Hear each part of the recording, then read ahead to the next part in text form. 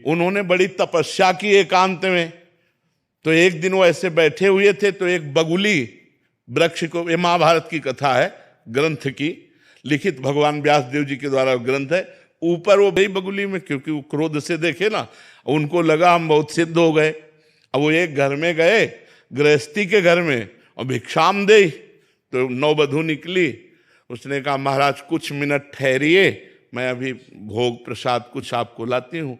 इधर से वो गई तो दूसरे दरवाजे से उसका पति आ गया, और वो पातिव्रत धर्म का पालन करने वाली देवी थी। उसने तुरंत अपने पति को आसन दिया, बैठाला, कुछ खवाया पियाया और कहा आपके दरवाजे पर अतिथि खड़ा है बहुत देर से, आपकी आज्ञा हो तो भिक्षा दे आए। उनका हाँ हाँ। और वो भिक्षा लेके गए तो बहुत गर्म हो गए।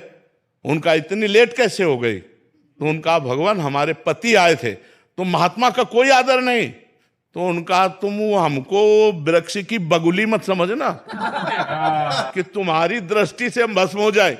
अब ये घटना केवल वही जानते थे, दूसरा कोई जानता नहीं था। अब उनके होश उड़ गए। तो उनका देवी आप ये कैसे जान गई?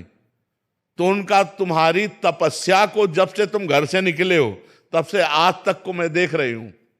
बोले ये कैसे? बोले मैं अपने पति को भगवान मानती हूं, कभी पर पुरुष का स्पर्श नहीं किया, और भगवान का चिंतन करती हूं, पति की सेवा करती हूं, मुझे तीनों काल का ज्ञान है।